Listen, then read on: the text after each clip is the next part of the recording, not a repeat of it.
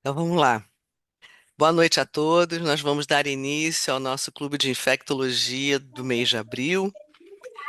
O nosso caso será apresentado pelo João Christopher Ribeiro dos Santos, que é R3, aliás, do novo hospital, que é o Hospital Universitário dos Servidores do Estado, o HUSE, da Universidade Federal do Estado do Rio de Janeiro.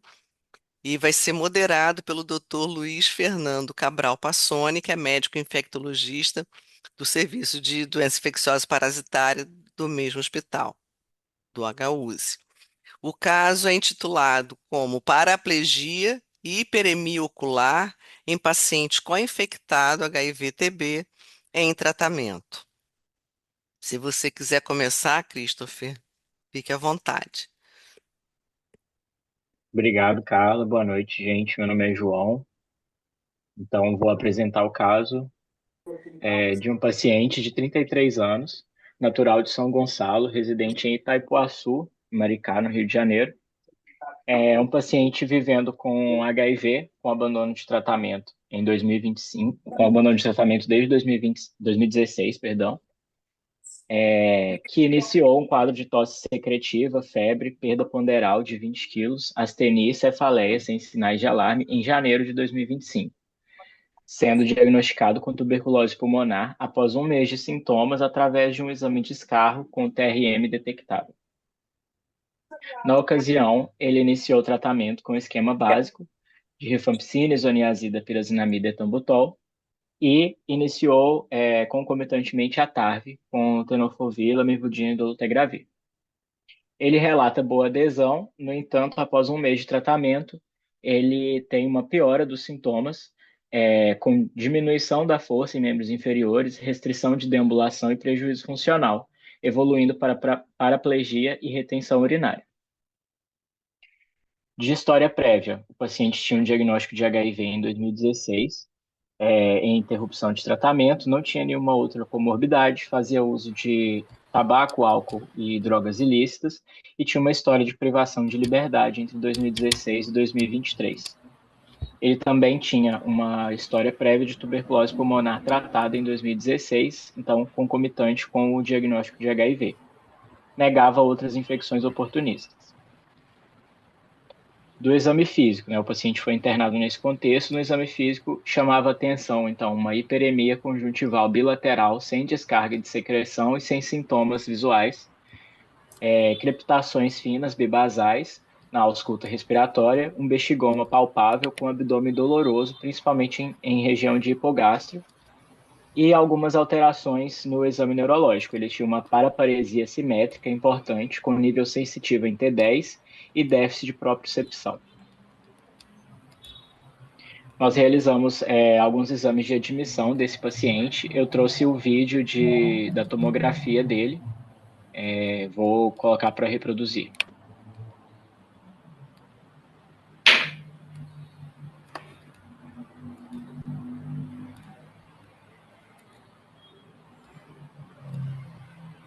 Então, na tomografia de tórax dele, é possível a gente observar, né, um infiltrado retículo nodular difuso bilateral com algumas regiões de consolidação, de confluência alveolar. Ele tinha bastante acometimento pulmonar. Pode ligar o jornal.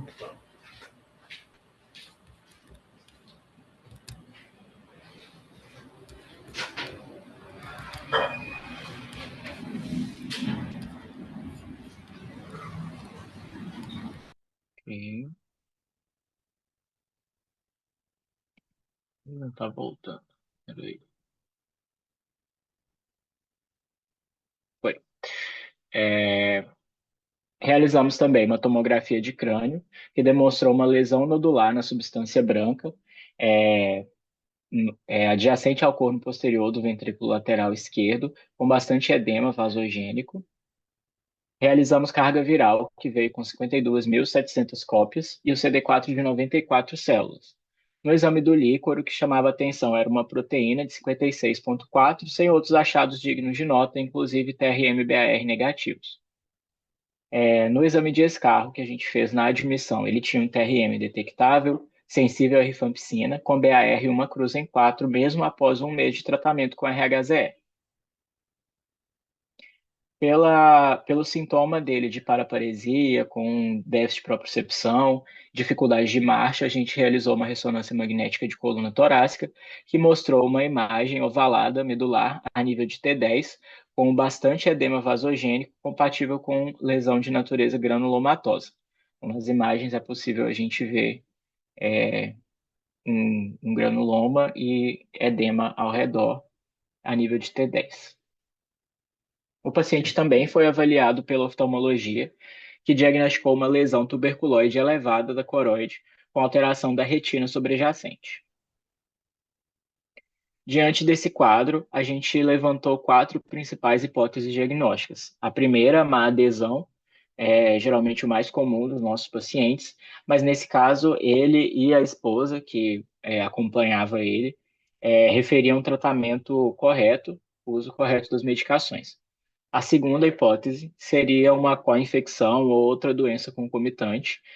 Nós realizamos hemoculturas para fungos e germes típicos e atípicos, que vieram todas negativas, e também fizemos imunodifusão para fungos, que também resultaram negativos. Resistência antimicrobiana e a última hipótese diagnóstica seria a síndrome da reconstituição imune. O primeiro escarro que a gente fez estava com a cultura em andamento, e realmente foi possível identificar o Mycobacterium tuberculosis com sensibilidade para isoniazida, rifampicina e etambutol. Então, com isso, a gente ficou com a principal hipótese de reconstituição imune num paciente com a infectado HIV-TB. A gente optou por manter o esquema RHZE e associar a pulsoterapia com metilprednisolona, e já no segundo dia da pulsoterapia, o paciente apresentou melhora, já conseguindo se equilibrar em ortostatismo. Nós prosseguimos o tratamento, né, com o desmame do corticoide. Ele teve melhora dos sintomas, teve ganho de peso, recebeu alta ainda em uso de RHZE, que manteve por 2 meses, e hoje em dia está quase completando um ano de tratamento já com rifampicina e isoniazida. Ele recuperou totalmente a função motora e sensitiva e retornou completamente às atividades diárias. O que a gente consegue discutir sobre esse caso? O Brasil é um dos 30 países considerados prioritários pela OMS para o controle de tuberculose no mundo. A probabilidade de uma pessoa ser infectada vai depender de fatores exógenos, como a infectividade do caso-fonte, a duração do contato e o ambiente que o paciente frequenta. Já o risco de adoecimento tem influência mais forte de fatores endógenos, especialmente a integridade do sistema imune. Cerca de 10% das pessoas infectadas adoecem, né, desenvolvem a tuberculose, sendo que 5% desses pacientes que desenvolvem são nos primeiros 2 anos de infecção e os outros 5% ao longo da vida. Alguns grupos populacionais têm maior vulnerabilidade para a tuberculose, entre eles pessoas vivendo com HIV e pessoas privadas de liberdade, que é o caso do nosso paciente retratado. Outra coisa importante, né, de trazer para a discussão é que a infecção prévia não confere imunidade. Então, se o paciente é reexposto, ele pode se reinfectar e desenvolver a doença novamente. Também foi o caso do nosso paciente, que já tinha uma tuberculose tratada em 2016. Sobre a co-infecção TB-HIV, o espectro da doença varia muito, principalmente de acordo com o grau de imunodeficiência. Pode se manifestar com uma doença pulmonar restrita, com cavitação, assim como ocorre na maioria dos pacientes imunocompetentes, ou com a doença disseminada com acometimento extrapulmonar. Essa segunda manifestação, essa segunda forma, tem uma alta frequência em pacientes com HIV e é um importante preditor de risco para desenvolver a síndrome da reconstituição imune. A tuberculose miliar é considerada a forma pulmonar mais grave e ela é mais comum em pacientes imunocomprometidos.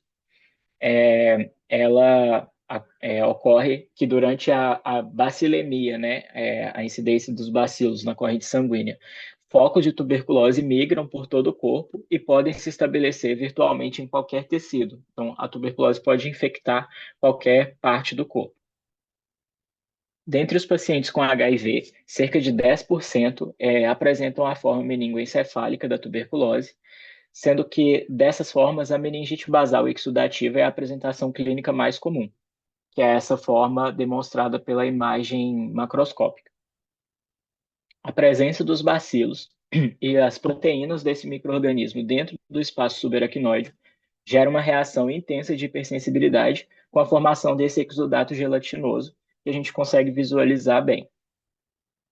Outras formas de apresentação também podem ser a pacmeningite, que cursa com espessamento da dura mater. Por outro lado, se esses tubérculos eles coalescem, pode haver formação de tuberculoma, que a gente consegue visualizar nessa segunda imagem de tomografia.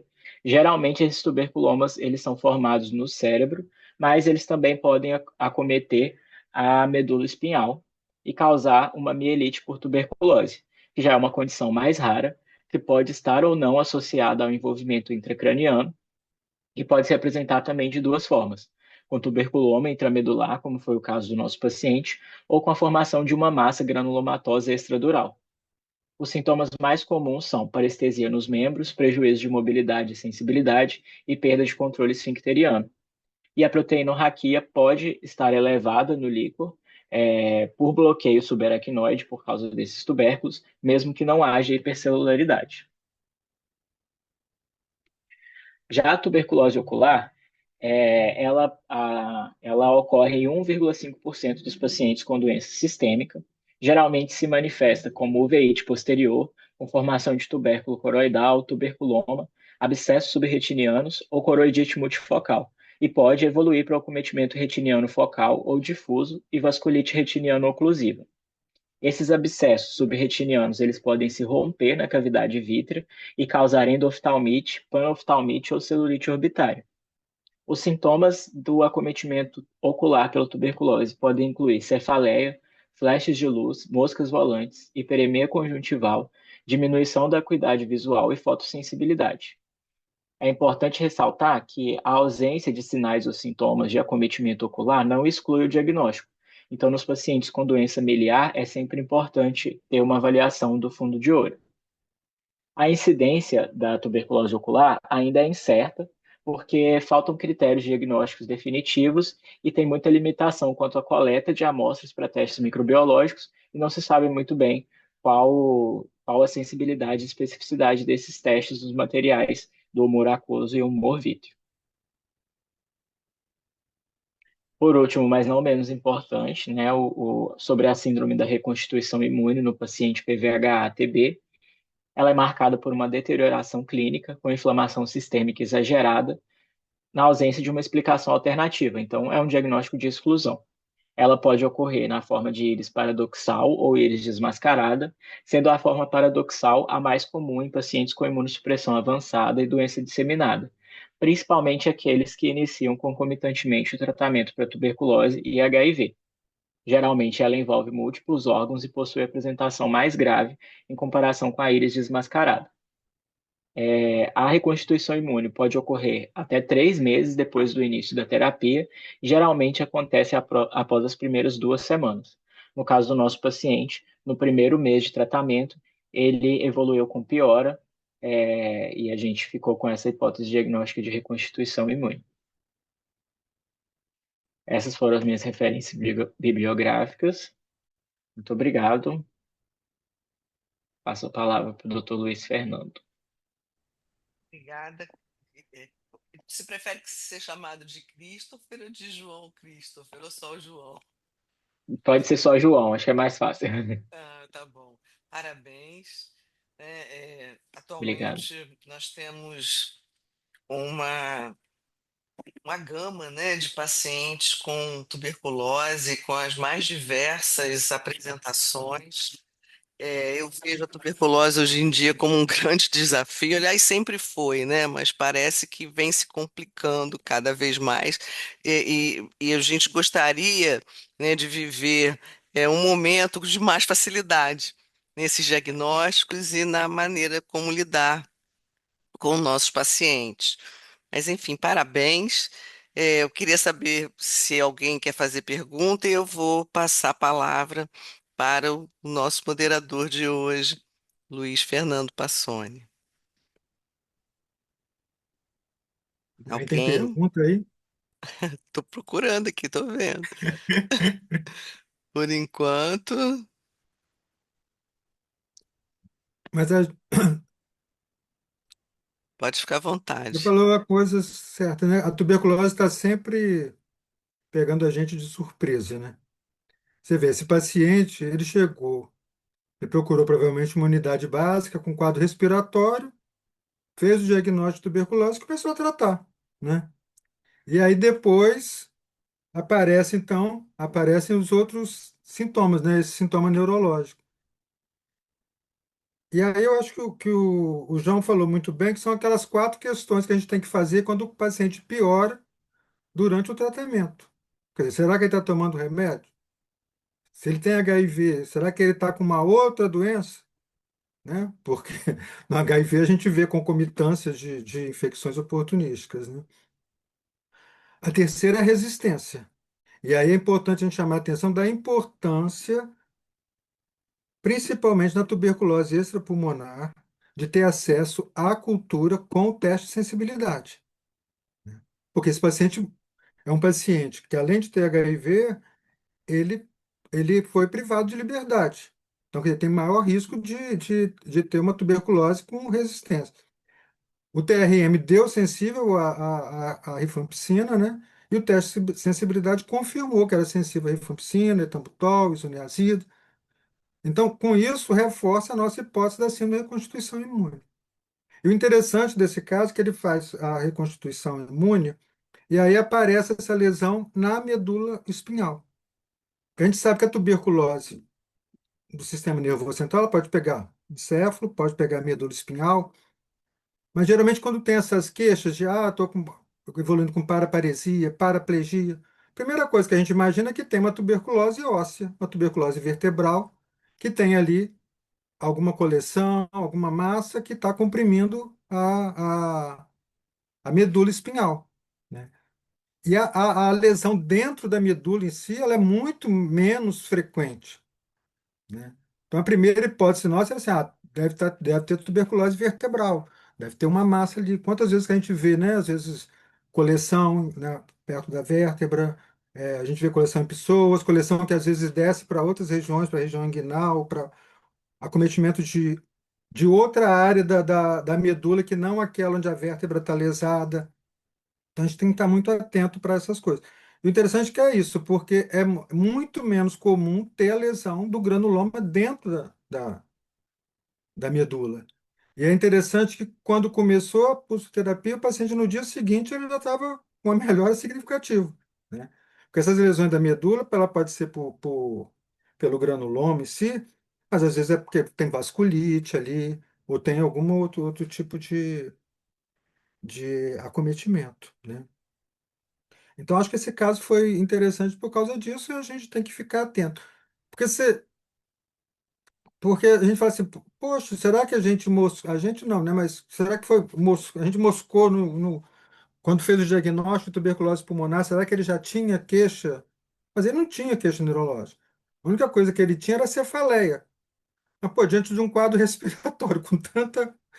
O médico que atendeu pela primeira vez vai tratar como tuberculose pulmonar, né? E aí, no HIV, então, durante o tratamento, independente do HIV, aliás, né, a gente tem que reforçar isso, que a síndrome de reconstituição imune, ela, com a tuberculose, ela é mais comum no paciente com HIV, mas ela não é exclusiva desses pacientes. O paciente pode ser HIV negativo, pode ter uma tuberculose sem nenhuma alteração imune, algum outro fator predisponente, e durante o tratamento evoluir com essas manifestações de síndrome de constituição imune. Tanto que quando você vai na literatura, a maioria dos casos dessas lesões, as lesões de medula espinhal, elas aparecem durante o tratamento. Então, muitos dos casos, o diagnóstico é feito depois que se inicia o tratamento, justamente porque você aumenta o processo inflamatório e aí você aumenta a clínica, né, do doente. Mas eu acho que se alguém tiver alguma pergunta, eu não lembro mais o que a gente poderia falar, não. Mas essas quatro perguntas são bem importantes. Está tratando direito? O paciente tem outra doença? A tuberculose pode ser uma tuberculose com micobactéria resistente? Ou é uma síndrome de constituição imune? E a síndrome de constituição imune ela pode acontecer com qualquer aumento de CD4 e com a queda da carga viral, né? E aí essas Uhum, doenças aparecem. verdade.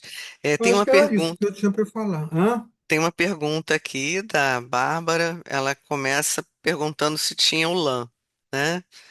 E na sequência ela pergunta qual a opinião, né, de vocês sobre a LF-LAN para pacientes internados em serviço de referência. Depois eu vou fazer a do Marcos. Pode deixar. E aí? Gente, o LF-LAN, acho que a Valéria é melhor para falar disso depois. Mas eu acho que é um grande avanço, né, a gente ter essa disponibilidade de fazer o LF-LAN da urina, né? E qual o objetivo do LF-LAN? Uma vez que ele é positivo, você começar a tratar o paciente. Mas a gente sabe que a pessoa pode ter tuberculose e às vezes o LF-LAN dá negativo. O paciente pode ter um LF-LAN positivo e você não conseguir identificar em lugar nenhum essa tuberculose. Você até ter dúvida se ele tem mesmo tuberculose ou não, né? Por quê? Porque poderia ser por uma outra micobactéria, principalmente no paciente com HIV, né? Inclusive, às vezes, as bactérias comensais, né, do trato urinário, essas coisas. Mas a nossa experiência, uma ex-residente, que é a Yasmin, ela levantou os casos que a gente tinha feito, né, de LF-LAN, e teve paciente que a maioria acabou tratando de tuberculose, mas teve paciente que na discussão, na avaliação, acabaram ficando sem tratar e evoluíram bem, né? Então eu acho que é o tipo de exame que a gente tem que ter acessibilidade a ele, mas eu acho que a gente ainda tem muito que aprender ainda com esse exame em mãos. Mas a princípio não tem dúvida que a recomendação, o objetivo do LF-LAN é você tratar precocemente esses pacientes, né? Para ele não ficar perdendo tempo até você fazer um diagnóstico que nem sempre é fácil e nem sempre é acessível, principalmente na tuberculose extrapulmonar, né? Diagnóstico depende de biópsia, né? Depende de outras especialidades para ajudar nesse processo, né? Agora, esse paciente, eu não sei se ele fez LF-LAN. O LF-LAN teve um período que a gente tinha disponível, depois a gente ficou sem, depois a gente tem lá na enfermaria, né? Mas eu não sei se o João lembra se ele fez o LF-LAN ou não. Ele fez. Fez? Acabei Deu de que checar negativo? aqui. Ele Ah, fez, veio reagente. é a gente? Ele já chegou com o diagnóstico, né? Mas a gente É. fez o LF-LAN mesmo assim e veio reagente. Então tá bom. Tá respondido, Bárbara? Posso falar uma coisa, Luiz Fernando? Vocês me Claro. Obrigada, autorizam? chefe. Fala aí, me Então, corrige, ô Valério. não, eu não tenho nada para corrigir você. Você falou muito bem. Só tem um detalhe: o LF-LAM positivo é um marcador de morte. É um marcador de morte. Nós fizemos um estudo muito grande junto ao Brasil, com a Índia, com a África, com outros países, né, de várias redes juntos, e o marcador de óbito é o RLF-LAM. É por isso que a gente não deve deixar de tratar, sabe? Porque depois, se não é, você dá um jeito, tira o tratamento, mas assim, as pessoas têm um risco enorme de morrer. E é por isso que o Ministério da Saúde implementou esse teste para a gente, que deve ser feito em ambiente hospitalar, qualquer um ambiente que tenha HIV internado, e também nos ambulatórios.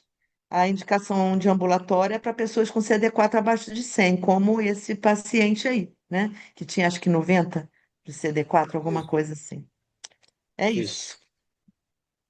Ótima intervenção, Valério. Bem lembrado. Obrigada. Bom, o Marcos colocou uma pergunta aqui. Vamos lá. Na apresentação do caso, foi falado que o paciente estava sem tratamento. Por quê? Diagnóstico recente?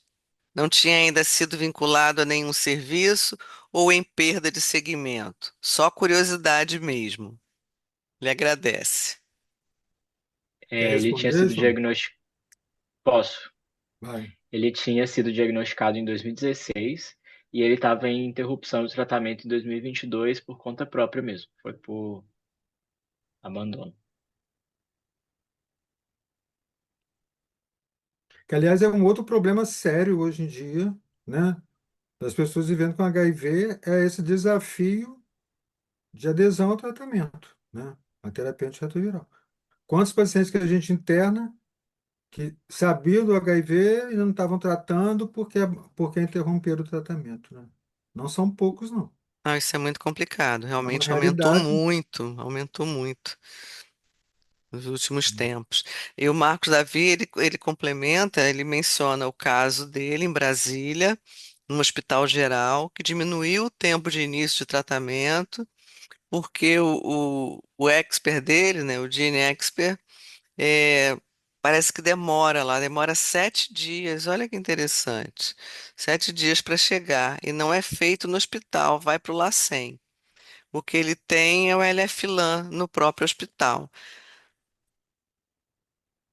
O Marcos, o quanto que isso vem dificultando a vida de vocês em termos de diagnóstico? Vocês têm retardado o tratamento, o início do tratamento, quando tem bastante evidência de ser realmente a tuberculose?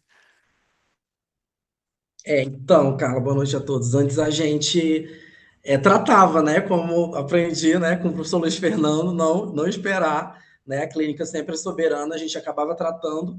O que o LF-LAN nos dá é uma tranquilidade maior, né, porque você tem algo ali na mão, né, e você não retarda o tratamento, sai na hora, a gente tem muito, assim, na minha realidade, melhorou muito, não que a gente antes não tratasse, né? Mas a gente tratava e ficava naquela dúvida, será se é, será se não é?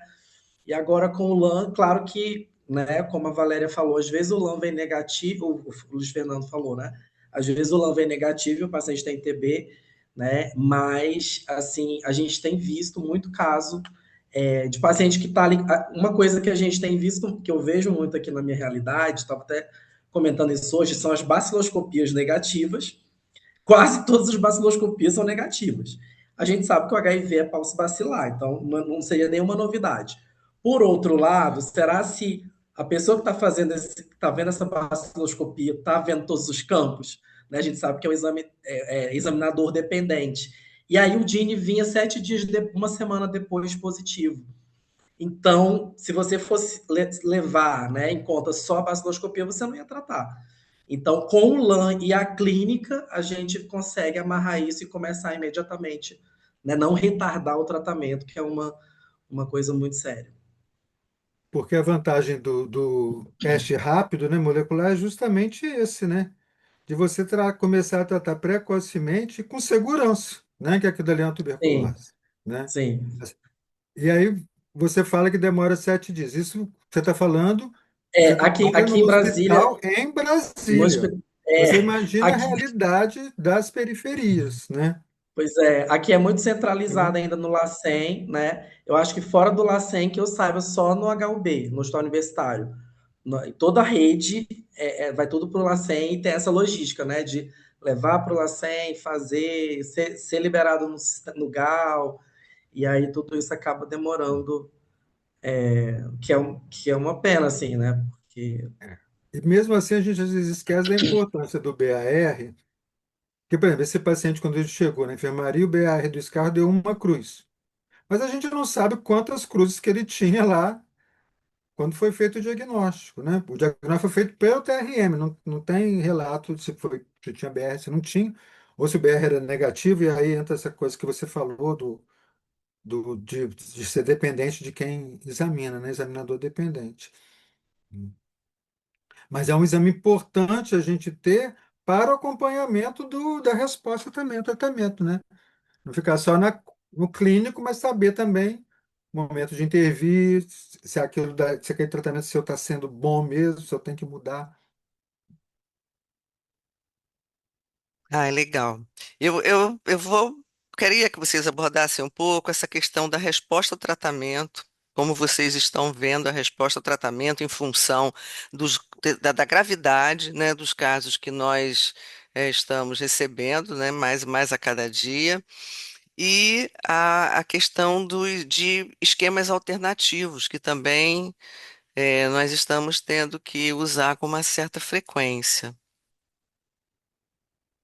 Quer responder, João? João, o esquema alternativo que a gente tem usado mais é o esquema de pacientes que internam, né, graves, e quer dizer, você tem que fazer medicamento venoso, né? Você não tem condição de começar um RHZE de imediato. E aí você vai fazer a levofloxacina, lembrando que é aquela dose de 1 grama, né? Você vai fazer a linezolida, você vai avaliar se vai fazer a micacina junto. Aí é caso a caso, né? Mas pelo menos hoje você tem a disponibilidade, né, acessibilidade de fazer esse tratamento alternativo. Lembrando que é um tratamento porque o paciente está grave e não dá para você fazer o medicamento oral, às vezes, né? Lembrando que o paciente com sonda também, o ideal é você fazer por sonda nasogástrica, não sonda entérica, né? Se for fazer o RHZE. Valéria me corrige. É, mas eu acho que o que a gente tem para alternativa é isso. Eu tô aqui É morrendo claro de que às rir. vezes é difícil porque o hospital nem sempre tem disponível o remédio, né, para tuberculose. Mas aí você tem que entrar no CIT-TB, fazer a notificação, explicar.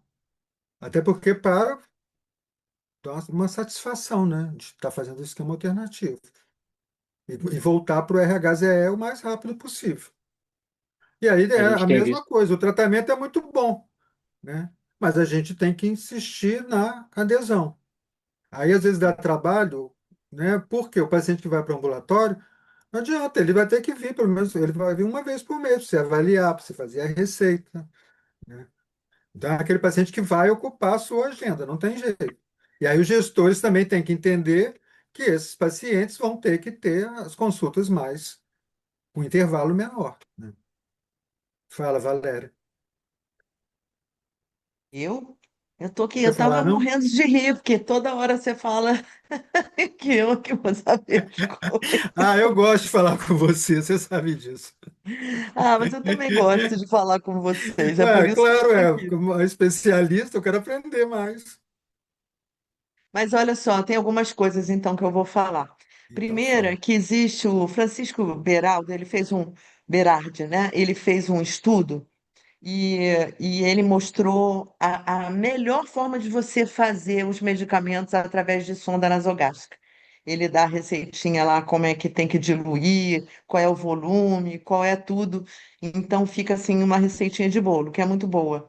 E, na verdade, esse outro regime que você fala, outros regimes, porque assim, não tem outros regimes, né? Só para hepatopata e tal. O regime é a via que é diferente, né? E aí a gente tem que apelar mesmo, porque não tem jeito. Quando você vai para terapia intensiva, que está entubado e tudo, tem que fazer regime venoso. E o ideal é que você saiba a sensibilidade do seu bacilo, para você poder fazer duas drogas, entendeu? 3 drogas tranquilo, porque 3 é maravilhoso. Você pode até fazer 2, se você sabe que ele é sensível, mas aí é que tá. Você está vendo a sensibilidade do RHZE, mas não está vendo a sensibilidade dos medicamentos injetáveis que você está dando ali, que não entra, né, naquela linha do que a gente vai fazer teste de sensibilidade nos carros, né? Então, assim, é um voo nas cegas, mas assim, eu vejo muito bons resultados com as pessoas tratadas por via venosa. Inclusive, não dá hepatotoxicidade, né? Muito bom, porque vai direto para a veia, então você já é, evita, né, esse tipo de reação. Você recomenda Tá? então começar já com os 3, né? Olha, quando está cego, você não sabe, não tem ideia da resistência, o melhor é fazer os 3.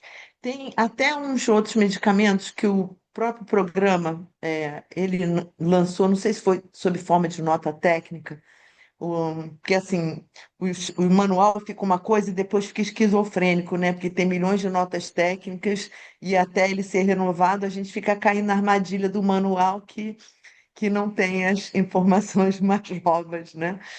Mas é isso que eu estou dizendo para vocês, é isso aí que a gente usa mesmo. E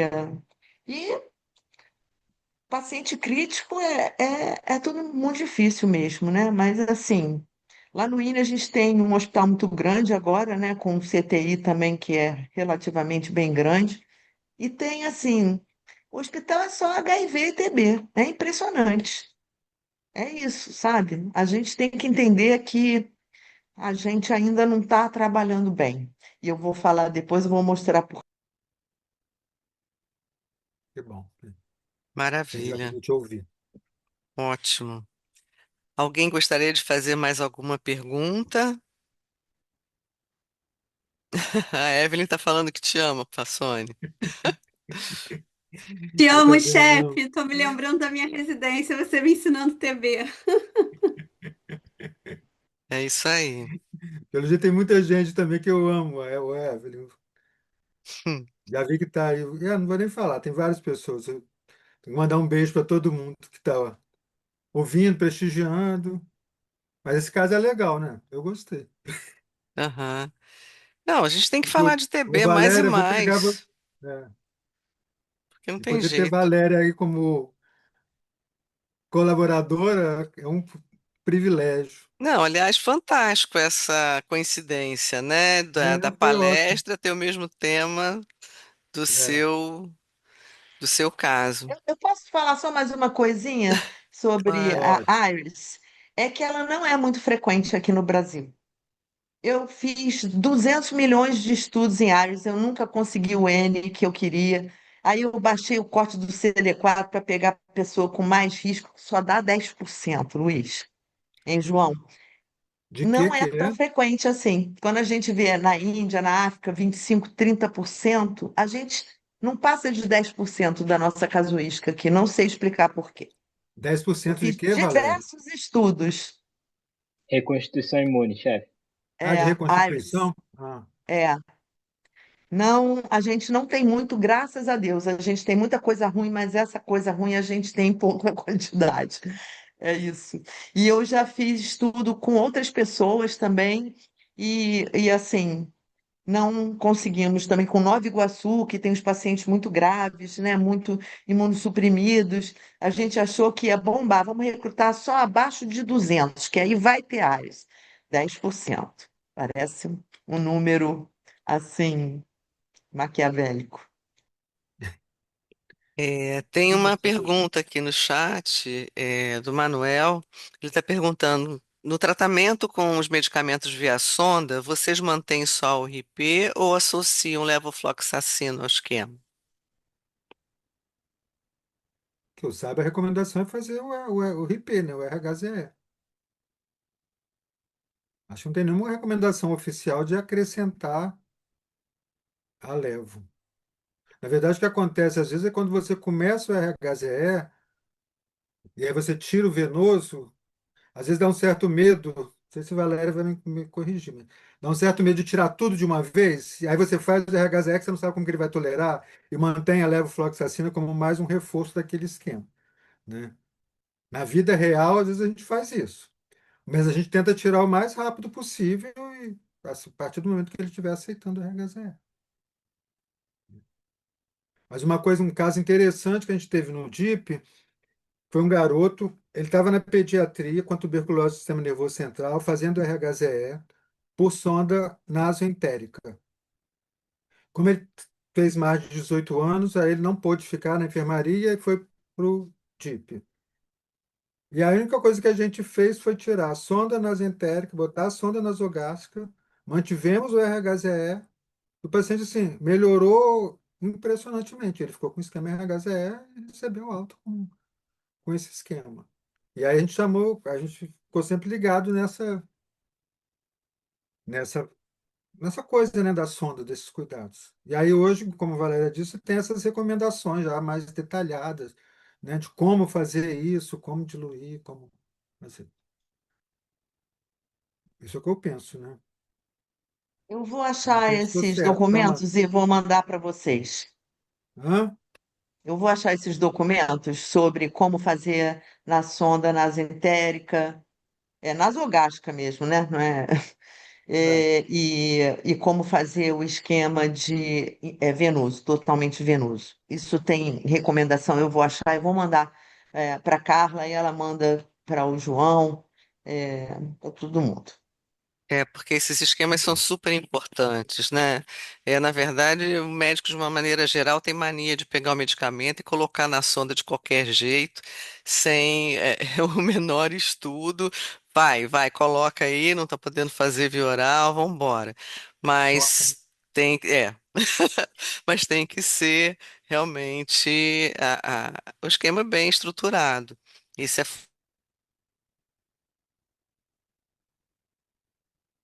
Sumiu seu som. Carla, você tá muda. Pronto, voltei. Ah, Voltou. é porque o povo está empolgado querendo que você realmente coloque isso no.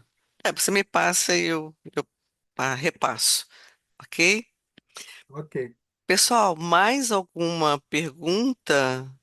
Ó, Valéria aqui no. A Evelyn está perguntando se para Valéria, se no INE vocês estão fazendo para multiresistente, o expert para multiresistente, da XDR.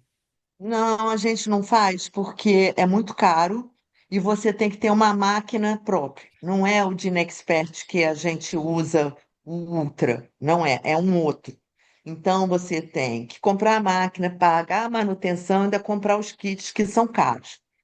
E assim, na verdade, os fármacos que a gente usa para TBMR agora, nem são esses que são testados ali nesse kit, entende? Então, o que interessa para a gente ali é a isoniazida, então, e a quinolona, né? O resto a gente não usa mais, que não usa mais a micacina, agora é tudo oral, né?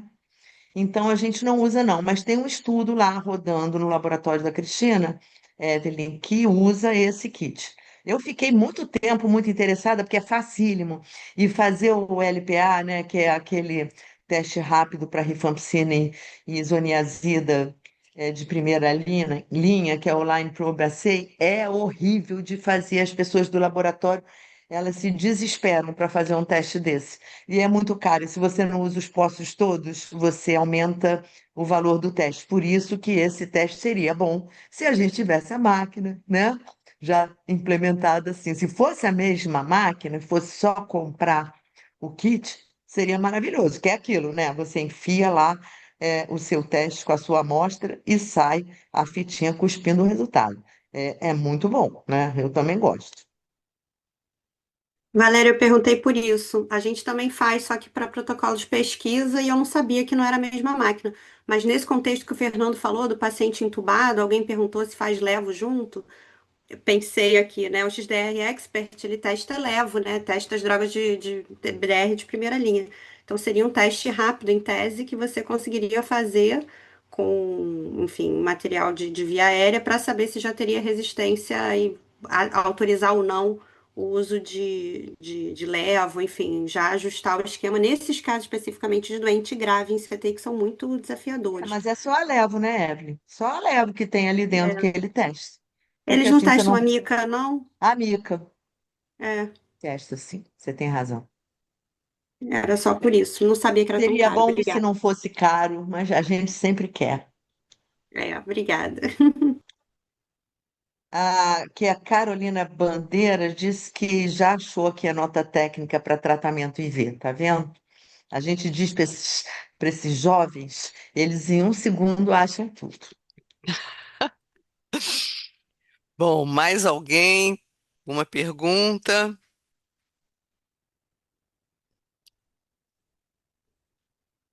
Então, acho que nós podemos encerrar. Gostaria de parabenizar o João e o Luiz. Foi ótima apresentação, João, e a sua moderação para variar, Luiz Fernando.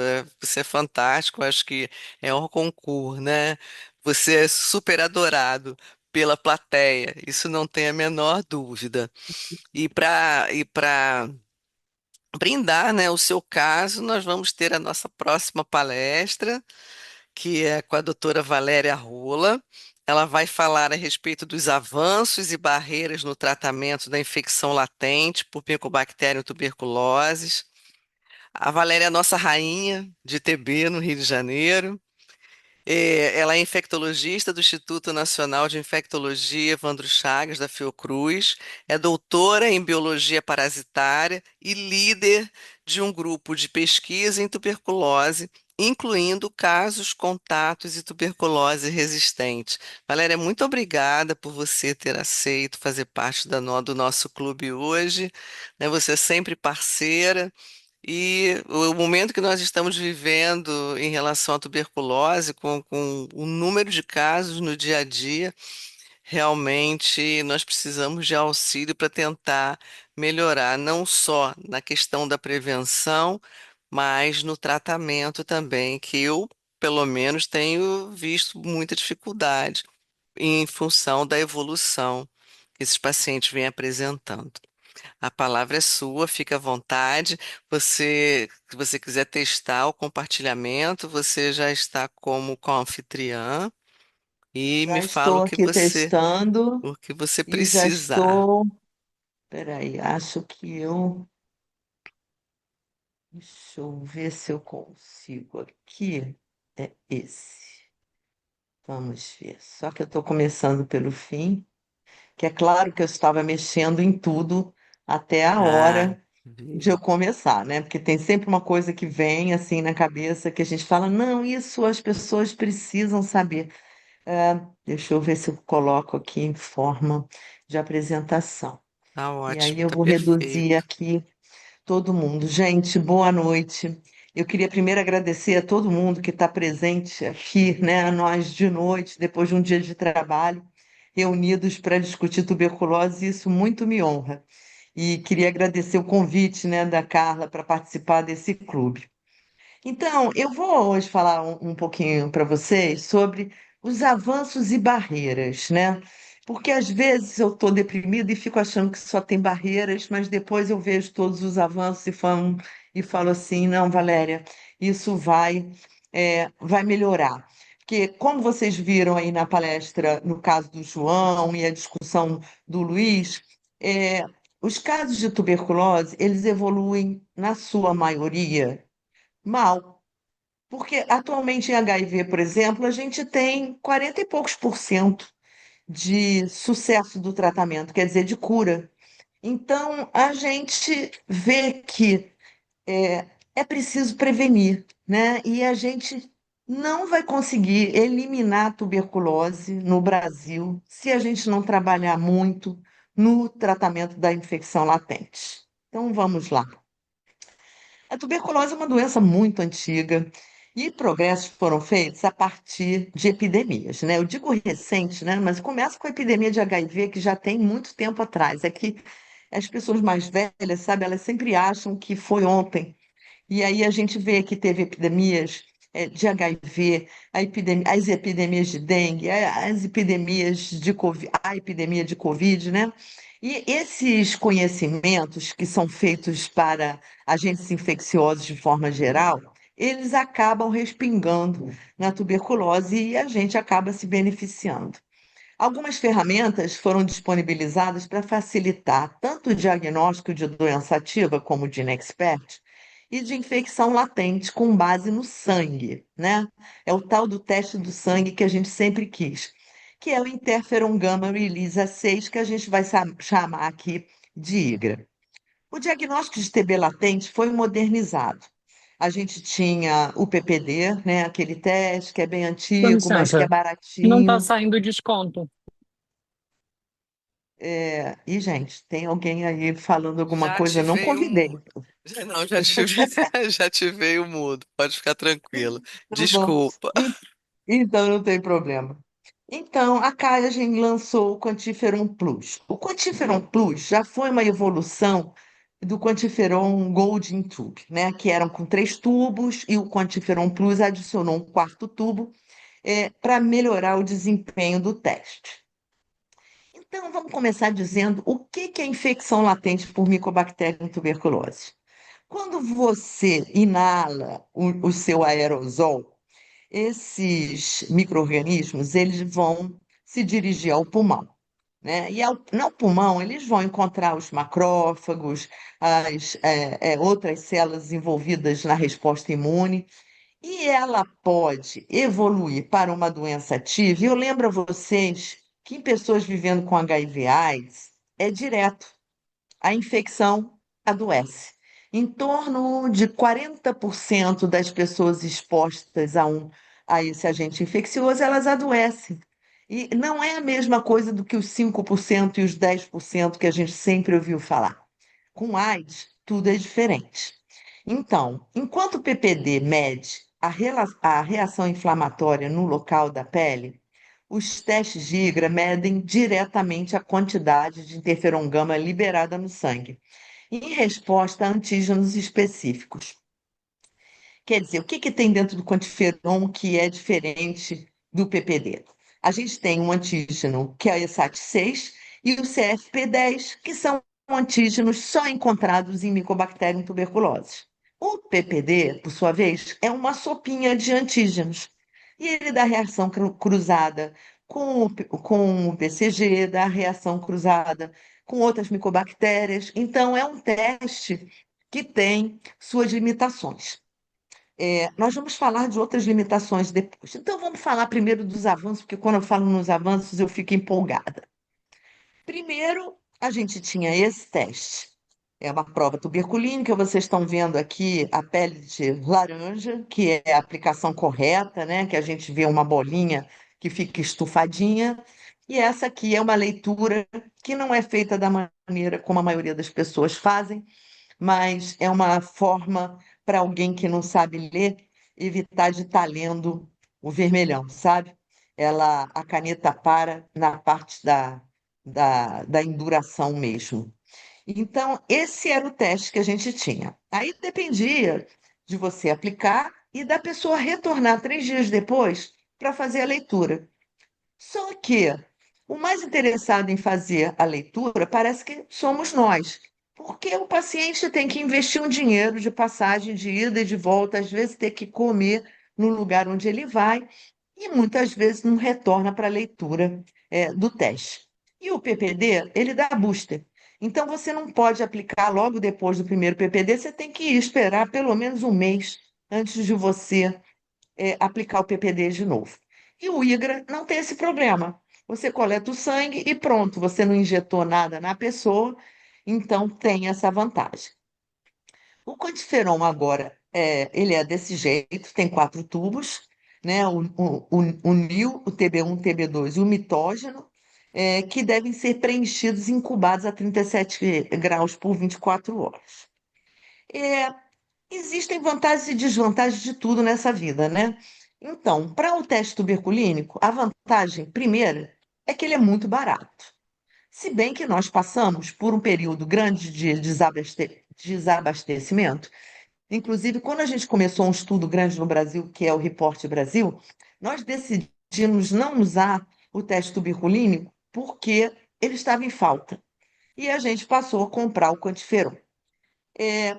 O teste tuberculínico precisa de 2 visitas, tem muita variabilidade de leitura das pessoas, é muito difícil fazer um controle de qualidade, e é um teste em vivo que causa o boosting, como eu falei. O quantiferon, ele é totalmente automatizado, ele é específico e não é afetado pelo BCG, então, para crianças, isso é uma grande vantagem. Tem uma única visita. Nessa visita que você coleta os exames, você pode coletar o seu quantiferon junto. Não tem variabilidade entre os leitores, porque ele tem um cutoff de 0,35 e ele é lido por um leitor de ELISA. Então, 0,35 ou mais é positivo e abaixo negativo. Tem algumas desvantagens, que é as conversões, as reversões, a gente também sabe disso. Mas é muito fácil de você fazer um controle de qualidade do seu teste. Quais são as limitações do quantiferon, né? Que nem tudo são flores. Se você tem uma placa de quantiferon, para o teste ser custo-efetivo, é a mesma coisa do LPA. Você precisa completar uma placa para que o exame seja custo-efetivo. Aí, para você completar a placa, você não é um laboratório central, é lógico, aí tem 10 milhões de pessoas sendo testadas, as placas são completadas. Mas se você está, por exemplo, no Report Brasil, você espera completar a placa por causa do custo do teste. E aí o que que acontece? O seu resultado demora, porque você vai aguardar outros contatos chegarem para você testar ou, enfim, outros clientes. A gente faz quantiferon para pessoas HIV negativas no Report Brasil, tá? Os tubos têm um vácuo ruim e muitas vezes a coleta direta nos tubos resulta em volumes inadequados. Ele tem uma marcação do tubo até onde você tem que coletar e é realmente muito difícil você fazer a coleta no próprio tubo.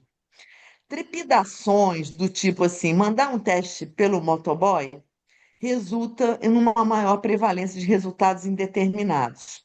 Você imagina, tem as ligações CD4, CD8, aquilo vai chacoalhando. A gente viu isso porque a gente recebia exames da Rocinha para fazer na Fiocruz e os testes da Rocinha vinham mais indeterminados. E quando a gente mudou a forma de coleta, a gente houve um decréscimo muito grande desses indeterminados. Então, vou dar para vocês aqui o pulo do gato, que o ideal é coletar o sangue para o teste num tubo de heparina de lítio e colocar o volume de 1 ml com pipeta em cada tubo dentro do laboratório que vai fazer o quantiferon. Aí você evita essa questão de chacoalhar, porque chacoalhar um tubo de hemograma que não tem ligações CD4 e CD8 não causa muitos problemas. Existe só o Quantiferon Plus. A gente tem também o T-Spot, é um outro IGRA, tá? Ele também é específico, usa os mesmos antígenos que o Quantiferon Plus, mas ele tem um complicador. Ele era um teste terrível de fazer, mas ele agora é totalmente automatizado, até para a leitura dos spots, que era a coisa mais difícil de ser feita. E os resultados são positivo, negativo, inválido e borderline. Enquanto no Quantiferon Plus é positivo, negativo e indeterminado. E o indeterminado, eu já vou dizer para vocês, viu-se em muitos estudos que os indeterminados são, na verdade, negativos. Mas a gente recebe o resultado indeterminado, você vai lá, repete e é indeterminado de novo, é desesperador. Mas observou-se ao longo de muito tempo que esses resultados eram provavelmente negativos. Outro teste foi desenvolvido mais recentemente, que foi o Vidas-TB, da Biomerrier, que lança sua plataforma totalmente automatizada. Esse teste, eu gostei dele, sim, sabe? Eu não tenho nada a ver com a Biomerrier, não, tá, gente? Mas eu gostei dele e vou dizer por quê. Ele parece até um DynaExpert, tá vendo? Tem os 4 slots aqui e você pode fazer um teste. Você só enfia o tubo ali dentro e é um tubo e você faz um teste. E depois ou faz 2 testes, ou faz os 4 testes, ou faz um teste mais 3 testes depois. Você pode dar a dinâmica que você quiser. E esse teste tem uma proporção menor de resultados indeterminados. Então, vou mostrar aqui para vocês um estudo que foi head-to-head, né? O IGRA do Vidas com o Quantiferon Plus, e a gente vê aqui que os indeterminados no Vidas foi 1% dos casos, enquanto 9,5% foram indeterminados no Quantiferon Plus. Então, isso é uma coisa assim que nos alegra. Não estou falando de preço, porque eu nem sei qual é o preço do Vidas. O preço do Quantiferon a gente sabe bem, porque tem comprado ao longo de 10 anos. Mas o Vidas tem uma outra coisa que me conquistou, e nós aqui que estamos falando de HIV, vocês vão ver o que é interessante. O problema de tudo desse teste e desses dados é que a máquina é nova, então ela foi desenvolvida recentemente e os estudos ainda têm uma casuística pequena. Mas olha aqui, nós temos aqui o Vidas versus o Quantiferon, tá? Porque aqui contando os indeterminados. Aqui nós temos 92% de sensibilidade para pessoas com CD4 abaixo de 50, enquanto que o Quantiferon dá em torno de 70. É muita diferença, sabe? A gente espera que essa diferença se mantenha, porque atualmente, para quem vive com HIV/AIDS, a indicação de fazer o quantiferon é só para quem tem o CD4 acima de 350. Porque quem tem CD4 abaixo de 350 deveria fazer o tratamento da infecção latente, independentemente de qualquer teste. Mas o que resulta disso é que eu me preocupo, porque, na verdade, o que que acontece? Ninguém faz o tratamento. Eu não sei se o resultado do teste conquista o médico, conquista o paciente na necessidade de se fazer o tratamento da infecção latente, mas isso é uma coisa a gente estudar. Outros aspectos. Erros na coleta ou transporte, como eu falei, das amostras de sangue ou na execução e interpretação do teste, podem diminuir a precisão dos exames sanguíneos para ILTB. Antes de se afirmar que o o indivíduo tem ILTB, é fundamental excluir a TB ativa, por meio de anamnese, exame clínico e uma radiografia de tórax. E isso parece ser um grande desafio, porque vocês sabem, pessoas que vivem com HIV têm outras infecções oportunistas, então pode chegar já tendo uma pneumocistose, e depois vai ter, enfim, que fazer esse tratamento mais adiante. Mas eu, pessoalmente, acho, eu tratei de pacientes com AIDS durante a minha vida profissional quase toda, o ideal seria que essa pessoa fosse abordada no momento do enxoval. Que enxoval é esse? Quando o seu paciente chega no centro, seja ele numa clínica da família, uma unidade básica, num hospital, ele, ou paciente de AIDS, ou numa referência secundária, ele faz os exames. Ele faz CD4, ele faz carga viral, ele faz hemograma bioquímica, faz exame de urina, e pode fazer o seu quantiferon. Não é? Porque por que que não pode? Já faz o quantiferon logo. Ah, mas eu não tenho resultado do CD4. Mas então espera o resultado do CD4 e manda para o quantiferon. Porque esse é o grande momento, porque você já tem o raio-x de tórax e você tem condição de excluir TB. E aí eu vou voltar nesse quadro clínico que foi apresentado hoje, que é os quadros clínicos que eu vejo nos nossos ambulatórios de tuberculose. Porque o que que acontece? O paciente interrompe o tratamento e volta com tuberculose, que é uma das primeiras infecções oportunistas que agridem, vamos dizer assim, uma pessoa que ainda não tem uma imunossupressão muito avançada. Então, esse é o melhor momento. É o momento em que o seu paciente vai iniciar um tratamento com dolutegravir, que é totalmente compatível, não é, com o tratamento da infecção latente. Então, é isso. E eu vou advogar mais a favor disso mais adiante. Queria lembrar vocês também que nós temos avanços com relação aos raios-x. É verdade que não é todo mundo aqui no Brasil que tem, mas a gente imagina que isso seja uma coisa que vá ser incorporada de pouco em pouco. É o CAD, é você usar inteligência artificial e esses marcadores coloridos para você fazer uma leitura do raio-x. E aí, você pode usar isso também no raio-x de uma pessoa que teoricamente tem um raio-x de tórax normal e tem HIV. Porque HIV é um saco de gato, né, gente? A gente tem um raio-x de tórax normal e você faz um escarro e dá positivo, né? Então, a gente também, eu entendo, tem que suspeitar ou de um raio-x, ou se você acha que a pessoa está muito consumida, pedir uma tomografia de tórax, sei que não é fácil fazer esses exames, mas a complexidade é que é. Agora, se a pessoa tratou infecção latente e depois abandonou o tratamento, a chance dela desenvolver uma tuberculose é menor. Por quê?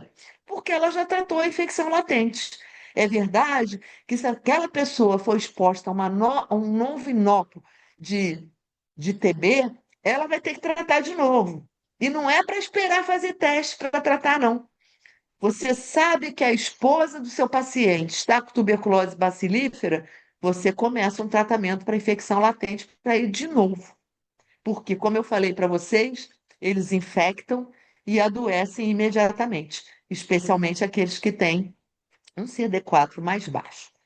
Então, essa aqui é um quadro que me causa um pouco de arrepios, porque são as populações com indicação de investigação de LTB. Os contatos, a gente sabe que as clínicas e as unidades básicas, elas fazem o trabalho de busca de contato. Agora, pessoa vivendo com HIV/AIDS é assim, a gente não vê, sabe? A gente não vê essas pessoas sendo tratadas. E agora a investigação está limitada aos pacientes com CD4 acima de 350, assumindo que os outros vão ser tratados para infecção latente. A gente tem uma outra categoria aqui que é muito importante, que são as pessoas em uso de inibidores de TNF-alfa ou corticoides. Essas pessoas, principalmente as de inibidores de TNF-alfa, que o corticóide às vezes você não pode prever, mas qualquer imunossupressor que você vai fazer, você tem que tratar a infecção latente antes, gente. Não pode tratar depois que começou, né? Porque a eficácia do seu tratamento não vai ser tão boa. Então, para quem vai começar inibidor de TNF-alfa, a gente tem que começar esse tratamento no mínimo um mês antes. E tem essas outras categorias que eu não vejo ninguém fazendo tratamento de infecção latente. Por exemplo, pessoas com diabetes mellitus. Eu não vejo ninguém fazer tratamento de infecção latente porque é diabético, mas tem uma indicação por causa do risco. Os tratamentos que a gente tem hoje em dia, ainda bem, né? Nós temos uma variedade de tratamentos, porque eu sou da época que só tinha isoniazida. E nós passamos de isoniazida 9 meses para isoniazida 6 meses. Isso aqui é do CDC, tá, gente? Então, eles usam tratamento 2 vezes por semana. Aqui no Brasil não tem isso, não. Aqui são 9 meses ou 270 doses, ou 6 meses e 180 doses. Por que doses? Porque se a pessoa perdeu o tratamento em 1, 2, 3 dias, ele tem que completar as 180 doses depois. Outro tratamento que também pode ser usado é isoniazida e rifampicina por 3 meses. Isso pode ser feito para crianças, por exemplo. A gente aqui tem os medicamentos dispersíveis, então é muito fácil de você administrar para crianças. Outra é a rifampicina há 4 meses, que é muito bem tolerada e é o tratamento de eleição para pessoas mais velhas. Eu diria adultos com mais de 50 anos e para crianças pequenas. E temos a nossa vedete, que é a isoniazida com rifampicina durante 3 meses, 1 vez por semana, um total de 12 doses. Isso mudou absolutamente tudo, porque a gente sabe que a adesão ao tratamento é diretamente relacionada ao tempo de tratamento. Então, quanto mais curto o tratamento, mais você vai ter adesão ao tratamento. Então, a gente tem o nosso falecido Fiuza, que falava que queria um tuberculil, né? Uma injeção igual ao benzetacil, que a gente pudesse ter, dar, e o paciente vai para casa tratado, né? A gente está chegando lá. Eu vou falar até, já que falei, né? Vou ter que falar depois o que que é isso. O 3HP, então, é recomendado para pessoas com 2 anos ou mais, tá? Não pode fazer para crianças com menos de 2 anos. Pessoas vivendo com HIV que tenham antirretroviral compatível com esse regime, né? Então, por exemplo, se você tem um paciente que está usando inibidor de protease, e não vai dar, não. Aí vai ter que fazer um tratamento com isoniazida mesmo. E as pessoas que têm a resistência comprovada da pessoa índice, né? Vamos dizer assim, você tem um contato de uma pessoa índice que é MDR, aí você não vai poder usar esse tratamento, mesmo que seja resistência à rifampicina ou à isoniazida, não está indicado essa associação, tá? E nem para mulheres grávidas ou que querem engravidar imediatamente. Não há necessidade de ajuste da dose padrão de dolutegravir. Então, se para usar RHZE a gente faz uma dose adicional de dolutegravir à noite, Para esse regime de tratamento, a gente não precisa, o que é maravilhoso, né? Então, a gente deixa a pessoa tratando do jeito que está tratando mesmo, não vai modificar nada, e, na verdade, são 3 meses, é muito rápido. Mas aí chegou o 1HP correndo por fora. Esse é um regime de tratamento que é diário, tá? Não são as mesmas doses. O 3HP a gente tem dose fixa combinada e para o 1HP a gente não tem. Então, é rifampicina 600 miligramas com isoniazida 300 miligramas. Ela já está recomendada pela Organização Mundial de Saúde e um estudo foi feito aqui no Brasil com um HP. Eu sei que o site de Manaus participou, eu acho que alguns sites aqui no Rio de Janeiro. E, e assim, a adesão é de 97%, né? Então é quase 100% de adesão, porque é um tratamento muito curto. Ainda não está recomendado no nosso guia, mas em breve será, tá? E os efeitos colaterais são, embora sejam bem tolerados, os pacientes podem, apresentar as reações que a gente está acostumado a ver, reação cutânea, pode ter patoxicidade, pode ter tudo, mas é um mês, né?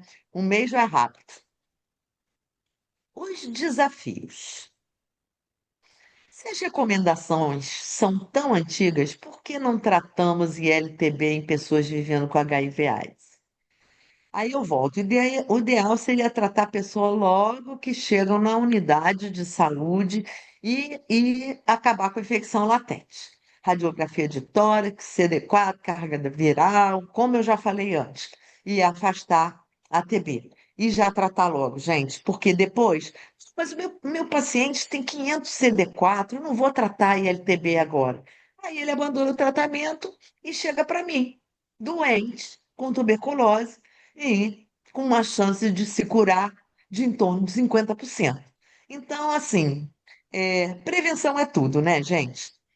Muitos médicos acham que tratar ILTB com CD4 alto permitiria que a pessoa adquirisse uma nova infecção latente no curso da sua vida. É verdade. Mas se ele abandonar o tratamento ali, né, e o CD4 cair, cair, cair, aquela infecção latente que ele tinha não vai se manifestar. Então, você vai diminuir o risco de adoecimento por TB numa pessoa como essa. E depois, quando ele retornar, ele volta enfim, a prestar atenção se ele vai ser exposto novamente ao MTB ou não. O que vemos na prática são essas pessoas desenvolvendo TB ativa e temos os desfechos de tratamento muito ruins. O boletim epidemiológico de 2026 já saiu e os desfechos são péssimos. E eles têm piorado ao longo do tempo depois da epidemia de Covid. Então, a gente recuperou o número de casos, aumentou o número de casos, piorou o número de óbitos. Então, assim, os desfechos não estão muito bons. Então, prevenir é tudo. Aí eu mostro para vocês aqui proporção de esquemas terapêuticos entre pessoas que iniciaram o tratamento preventivo.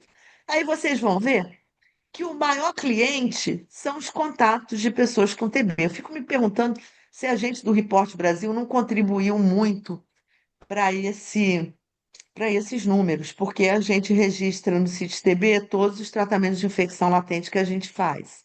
E a gente vê aqui que, ao invés de o HIV ser uma categoria que tem mais gente se tratando para infecção latente, a gente vê que só 25% das pessoas vivendo com HIV estão ali. Quer dizer, dos tratamentos realizados, eles são 25% dos casos.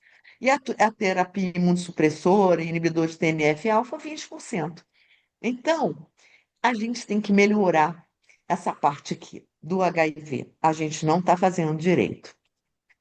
Aí eles lançaram o CITES-TB. O CITES-TB é uma base de dados para a gente notificar os tratamentos de infecção latente. A gente vê aqui que em 2018 ninguém fazia tratamento de infecção latente nenhum, né? Era quase nada. E aí a gente vê aqui que esse tratamento foi aumentando, aumentando, mas a gente vê aumentando aqui, esse laranja, é a rifampicina com isoniazida, que está, na verdade, é, é, sendo a grande vedete do tratamento da infecção latente. E a Hum, isoniazida tem diminuído bastante ao longo do tempo, porque as pessoas estão dando preferência aos tratamentos muito curtos, o que é ótimo. Agora, pelo menos, a gente tem uma base de registro de dados, que antigamente era duplo cego. O Ministério da Saúde não sabia quem era tratado, os médicos também não sabiam, era triplo cego, né? Ninguém sabia muito de nada. Agora, pelo menos, nós temos informações sobre os tratamentos que são introduzidos, mas nós não temos, assim, muitas informações sobre quem tratou, sabe? Só a categoria de tratamento mesmo. Agora vamos falar das barreiras, né? Para mim, a maior barreira é essa aqui. Você vai chamar os seus contatos é, para virem ao centro para serem tratados. Isso aqui foi tirado do Report Brasil, tá? Que é um estudo de coorte realizado no Brasil, em Manaus, no Rio de Janeiro e na Bahia. E nós recrutamos mais de 2.000 contatos para a primeira fase do Report Brasil. Então, nessa primeira fase, nós tivemos é, 54% das pessoas com recomendação de tratamento de infecção latente. Isso quer dizer que eles tinham IGRA positivo. 54%, 55% das pessoas. Aí vem o problema. Esses aqui que não iniciam o tratamento. E daqueles que iniciam o tratamento, aqueles que completaram. Então, na verdade, gente, a gente trata um, assim, uma quantidade ínfima das pessoas que precisariam ser tratadas, sabe? E isso aqui é a cascata em menores de 18 anos. Quando a gente vê as outras categorias, né, de idade, a gente vê que o problema continua o mesmo. É, o primeiro degrau é o degrau que de maior perda, né? Só 21% das TPTs de crianças menores de 5 anos são iniciadas, gente. Isso que a gente acha que não, né? Que com as criancinhas a situação é diferente. E criancinha é imunossuprimida também.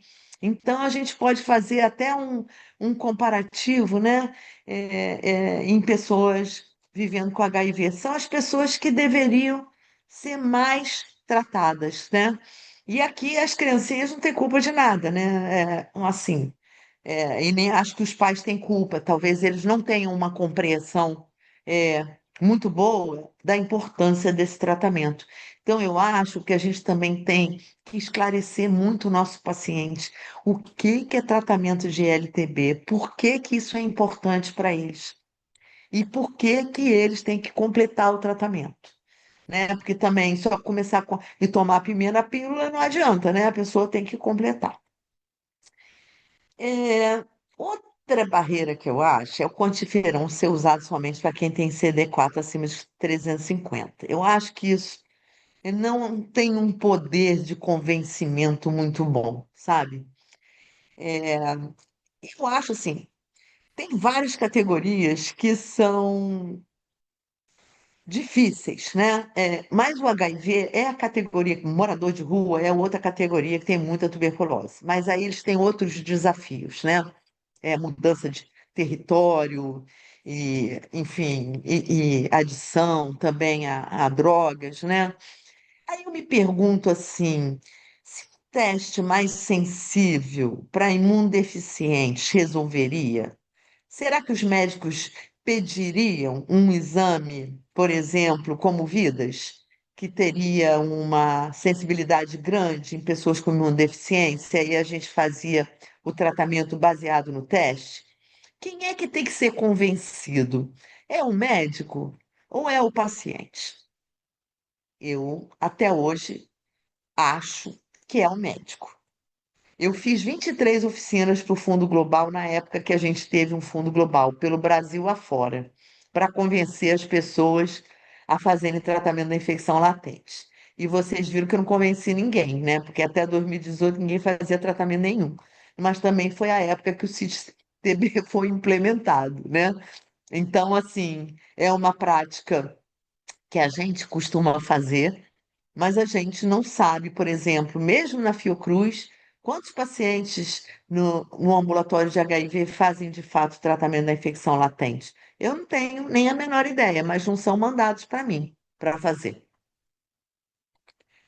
Conclusões. Vários avanços foram realizados nos últimos anos e a incorporação do Quantiferon Plus na rede pública para pessoas vivendo com HIV/AIDS com contágio de CD4 maior que 350 foi uma dos avanços, tá? Porque a gente só tinha PPD e a gente sabe que PPD, para quem vive com HIV, não é um bom teste.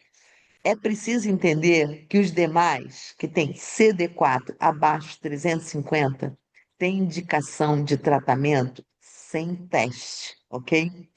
O maior obstáculo para o início do tratamento me parece ser excluir TB em pessoa vivendo com HIV. A maior barreira para chamar pessoas que são contatos é a demora para se diagnosticar e iniciar o tratamento de ILTB. Eu tenho essa experiência. Quando eu pedia para as pessoas para irem para casa e fazerem uma lista dos seus contatos e trazerem na outra visita, isso tudo ia demorando tanto que quando a gente chamava os contatos já não vinha ninguém. Quando a gente pede para a pessoa com TB para fazer uma lista ali na hora e nos dá, e a gente chama as pessoas vêm. Então, isso já foi uma estratégia, né, minha para conseguir uma melhor adesão ao tratamento. Os infectologistas e enfermeiros são grandes aliados que precisam lutar para conseguirmos tratar ILTB em pessoa vivendo com HIV/AIDS. E muito desses resultados que a gente está vendo ali é pela participação da enfermagem, tá, gente? Não vamos conseguir eliminar TB se não agirmos nos reservatórios. Obrigada. Aqui tá os meus e-mails, tá? O e-mail do INE e o e-mail Gmail, que é o e-mail que todo mundo sempre lembra, porque é o meu nome, Valéria Rola mesmo, valéria.rola@gmail.com. Se precisarem de algum esclarecimento, se quiserem a aula, se quiserem alguma coisa de mim, pode me mandar e-mail. Muito obrigada, Carla, e assim Nossa, eu termino a minha apresentação. nós que agradecemos, Valéria, foi fantástico. Aliás, essa dobradinha veio a calhar, foi ótima. E não sei nem o que falar para você em termos de agradecimento. Você é sempre maravilhosa e é sempre um prazer poder contar com você nos eventos da CIERJ e da ATE inclusive dos nossos congressos, né? Então, eu gostaria de abrir para Lembrar que perguntas. tem Oi.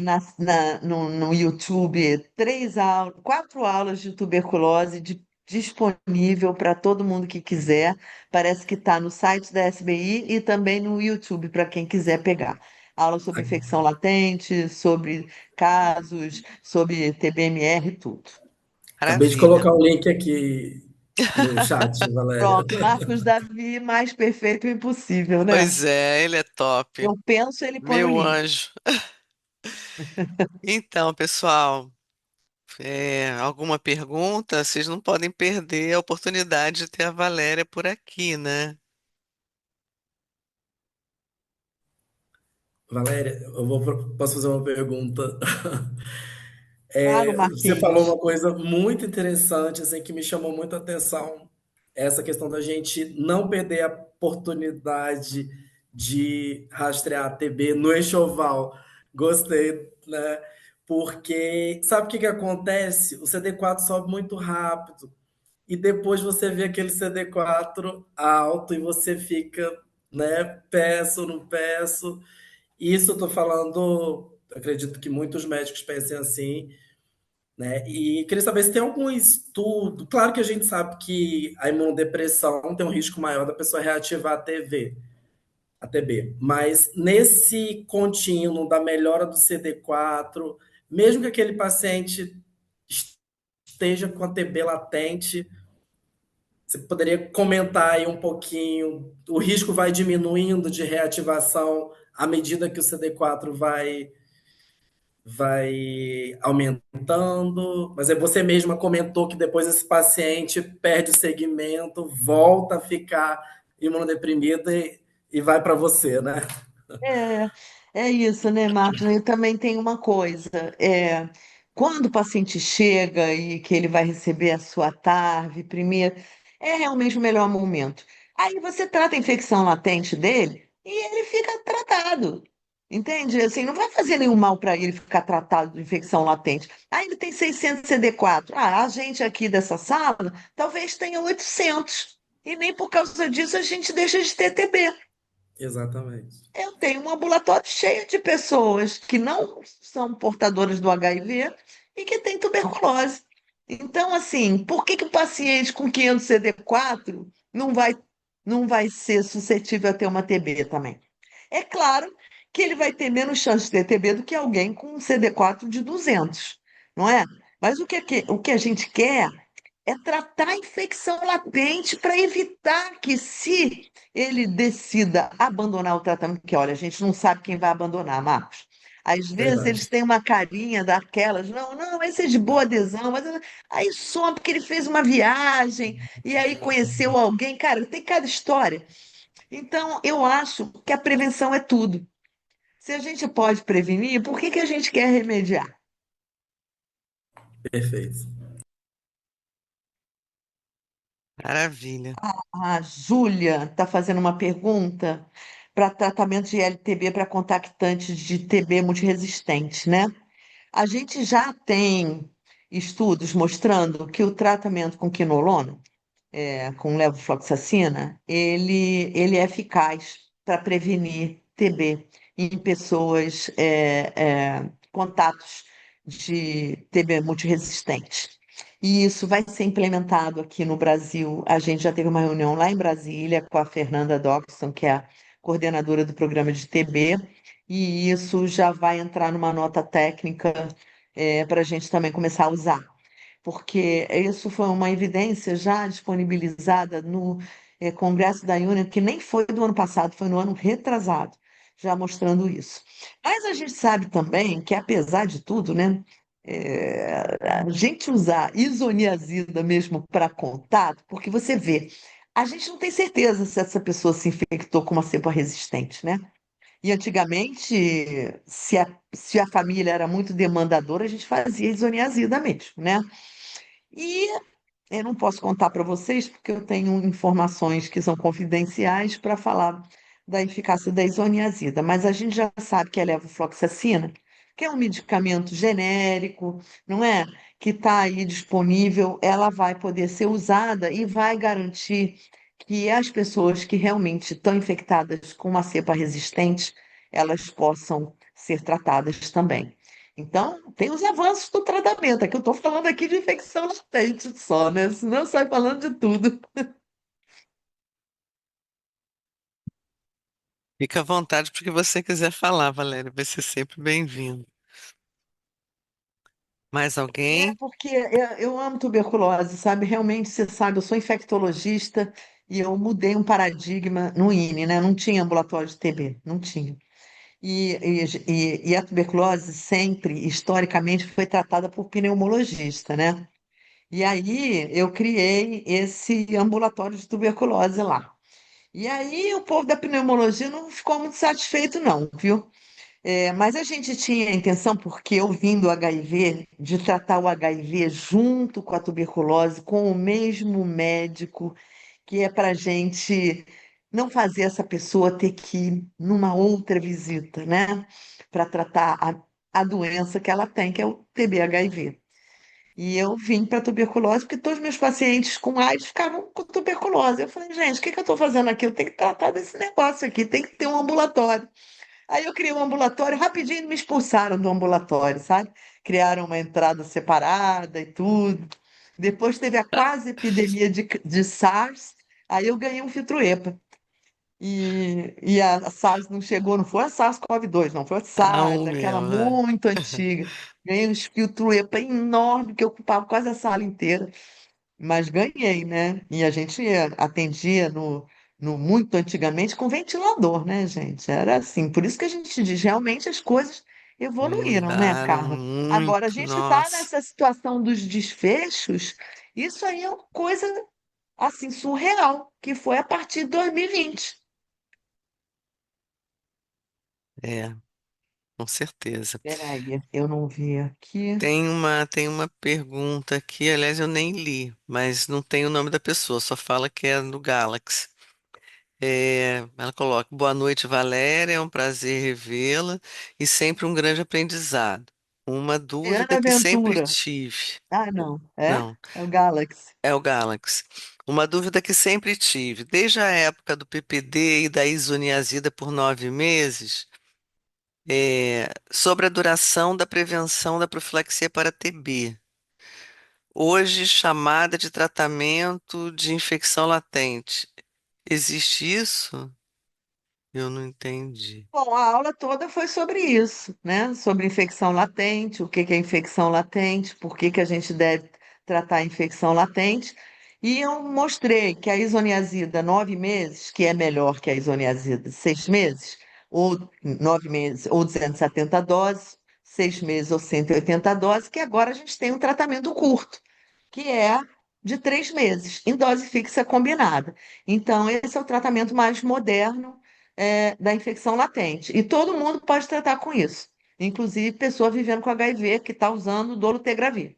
Quem está usando inibidor de protease, aí vai ter que cair na velha isoniazida, né? E 9 meses tem mais eficácia que 6 meses. É o Na Galaxy, é o verdade, seu telefone, Diana, que está aparecendo aqui. e ela quer Oi, pode saber, falar? pode? Desculpa, gente, eu não tenho o hábito de entrar aqui. E aí eu não sei nem o que que é esse Galaxy. É o Galaxy que eu acho que é o meu celular, né? É, exatamente. É, Então, então é isso. Ó, então, o que eu quero dizer é o seguinte: desde a época lá atrás que a gente fazia PPD, fazia isonesida por 9 meses, eu me lembro que eu procurava, lia, tentava ver se eu encontrava alguma coisa na literatura que me dissesse, que nos dissesse por quanto tempo o paciente ficava protegido depois que ele fazia. Naquela época a gente chamava de quimioprofilaxia, né? Hoje a gente não fala mais assim, o tratamento da ILTB. Quanto tempo ele fica protegido? Eu preciso. Porque assim, o que a gente. Acho que o que ainda vale, né, é a premissa de que uma vez que, né, que isso é feito, não fazemos novamente. Certo ou não? Isso HIV é caiu depois. diferente, Diana. é que ela não É, assistiu a Então, aula, ela não então, para uma assistiu. mas pessoa que não está infectada por HIV, você trata uma vez, está tratado, tá? E assim, o seu PPD, o seu IGRA, ele não vai mudar, ele vai sim. ficar ali reator, mas a pessoa É. está tratada. O IGRA a gente ainda não sabe muito bem como é que ele vai ficar no futuro, né?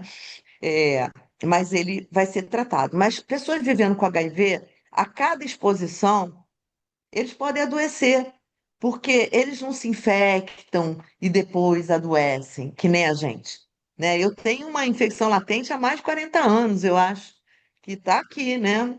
Agora, se eu for tomar inibidor de TNF-alfa, eu vou me tratar antes, que eu Ah, não sou não, tudo bem. trouxa. Se eu for usar Ter- corticosteroide, eu vou me tratar antes. Mas uma pessoa vivendo com HIV, ela trata a infecção latente e se ela for exposta a um outro paciente com TB, ela tem que tratar de novo.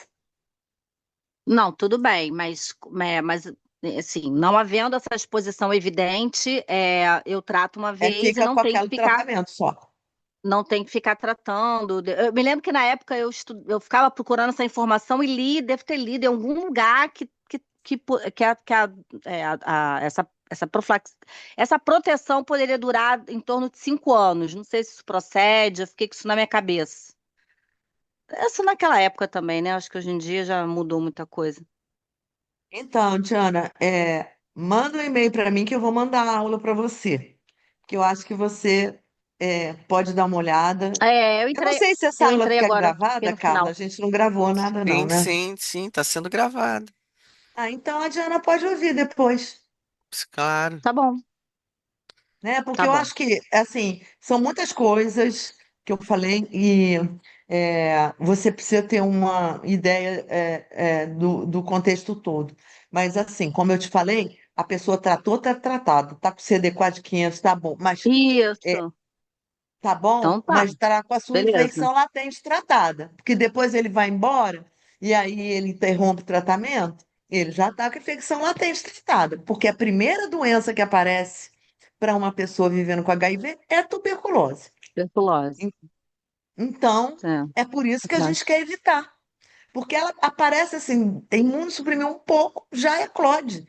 Quantas pessoas eu já não tratei que tinha CD4 500, A- Agora parece Sim, que não, né? Que teve a boiada do CD4 baixo, né? As pessoas estão realmente muito imunossuprimidas. obrigada, Valéria. Agora tem uma pergunta aqui da Júlia. Tem, ela é Outra semelhante dúvida. à dúvida do Marcos, mas pode ler, se você quiser, ou se quiser que Outra eu dúvida. Se o leia. paciente não foi tratado quando tinha CD4 abaixo de 350 e agora recuperou CD4, eu trato apenas se IGRA reagente? Sim. Se você está com CD4 acima de 350, o IGRA é suficientemente sensível para detectar se a pessoa tem infecção latente. Mas eu não sei se vocês perceberam, 51% dos nossos contatos são IGRA positivo.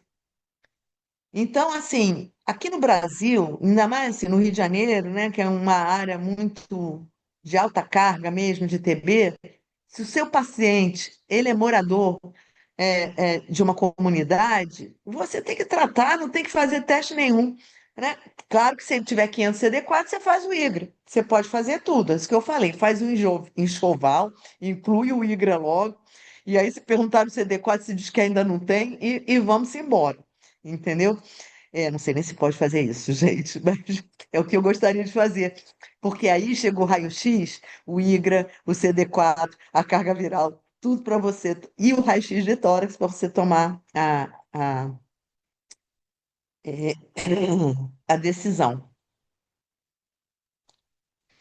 Agora, se o IGRA está reagente, você tem que tratar. Agora, o IGRA não vai ficar não reagente. Você tratou uma vez, está tratado. É a mesma coisa, se a pessoa já tratou tuberculose, então não vai fazer tratamento de infecção latente, porque ele já fez tratamento de TB, tá? Então, a gente não faz tratamento de infecção latente em quem já tratou infecção latente, a não ser que seja uma nova exposição em HIV, ou. é, é, me perdi aqui. É, perdi mesmo. Que eu estava falando. Pronto, velho, é isso, né? A gente pensa numa coisa, pensa na outra, já dá o looping. Tem outra dúvida aqui, Valéria. Se o paciente em É, tratamento de LTB com isoniazida mudar a TARV para um esquema sem IP, eu posso mudar o esquema de LTB? Ivete, isso é anarquia, sabe? Porque aí você vai entrar num ponto que você não pode garantir nada. Quer dizer, ele fez metade do tratamento, aí você vai completar com o quê? Com 3 meses de isoniazida? O ideal, se a pessoa já está fazendo tratamento, ela fica com a isoniazida e termina o tratamento. 180 doses, nem dói, sabe? E a isoniazida 300 miligramas agora tem um comprimido, dose única, sabe? É um comprimido só que a pessoa toma. Eu não gosto de misturar porque não existe evidência que mostre o que que pode acontecer. Aí é o estudo descontrolado, né? Mas assim, eu acho que o melhor é continuar o que você estava fazendo. Valéria, aqui é Fernando. Fale, Você podia falar Fernando. um pouquinho assim para a gente sobre para o profissional de saúde, qual é o papel do PPD, do IGRA, do tratamento da infecção latente em profissional de saúde?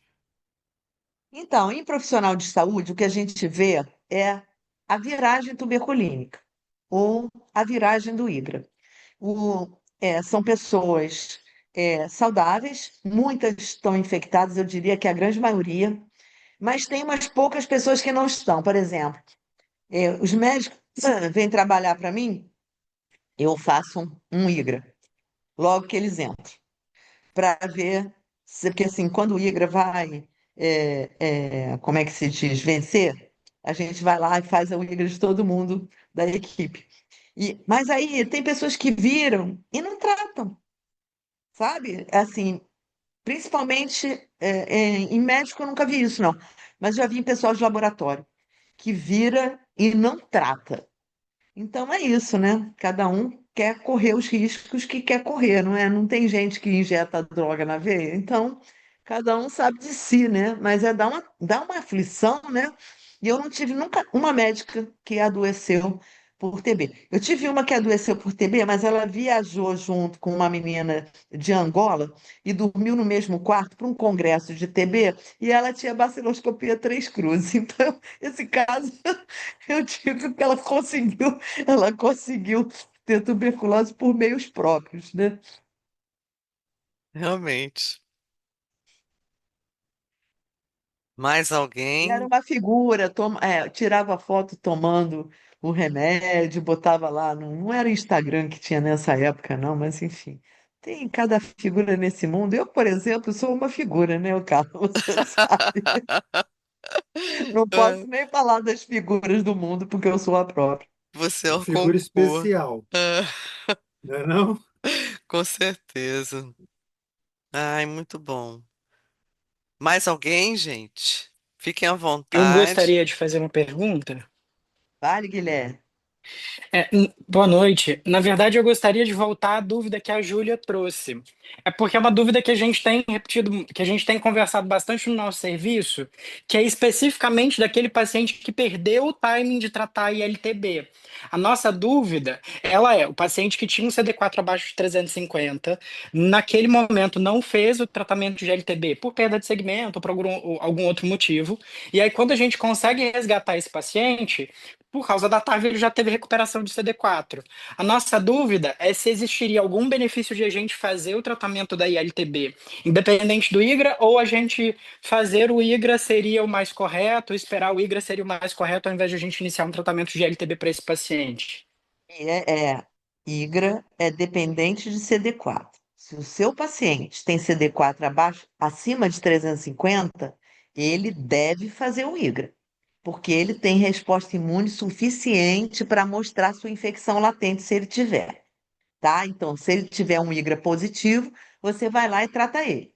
Agora, se ele ingressou no seu ambulatório e ele tinha um CD4 de 200, o melhor é você tratar a infecção latente dele logo. Aí tudo bem, ele vai recuperar depois, mas aí ele vai recuperar, mas já está tratado, entendeu? Porque assim, se você não faz isso, ele pode desenvolver uma tuberculose com esse CD4 de 200, gente. A chance é muito grande aqui no Brasil. Lá no IME, no hospital da gente, que tem, acho que, sei lá, 120 leitos, 130, só tem AIDS e tuberculose. Dá até medo para a gente ver como essa doença causa a outra doença, TB, né?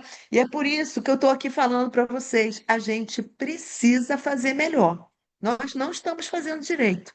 O número de pessoas vivendo com HIV que tem tratamento de infecção latente é muito pequeno. Então, eu acho que a gente tem que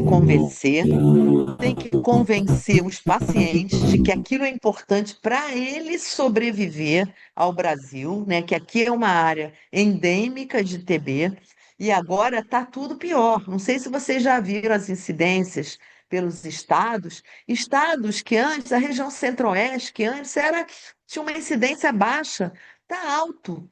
O Acre, Roraima, gente, está tudo vermelhão, sabe? Igual ficava Manaus, é, é, Manaus e Rio de Janeiro, que era Rio de Janeiro e Manaus que disputavam assim a liderança do ruim, né? Cada ano era um. Agora tá todo mundo meio ruim, entende? Então é muita gente, muita morte, muita gente que também tem adição, né? Não é adição só a álcool, e drogas, é adição a cigarro. Os fumantes têm um maior risco de abandono de tratamento do que as pessoas que não fumam. Então, a gente tem que abrir o olho, porque se o paciente é fumantinho, esse aí você tem que fazer o tratamento de LTB antes que ele suma, sabe? Essa é que é a estratégia, é fazer enquanto ele está ali com você e que você tem todos os exames na sua mão. Que depois vai ter que pedir fazer o raio-x de tórax, aí depois ele já está com sei lá o quê. Sabe? Assim, a gente acha que eles vão todos melhorar, a maioria melhora mesmo. mas eles melhoram e às vezes interrompem. A gente não sabe nem o motivo. E às vezes, olha, gente que trata TBMR jovem. Ah, não, eu não fui buscar o remédio, não, que eu fui fazer uma viagem com meu companheiro.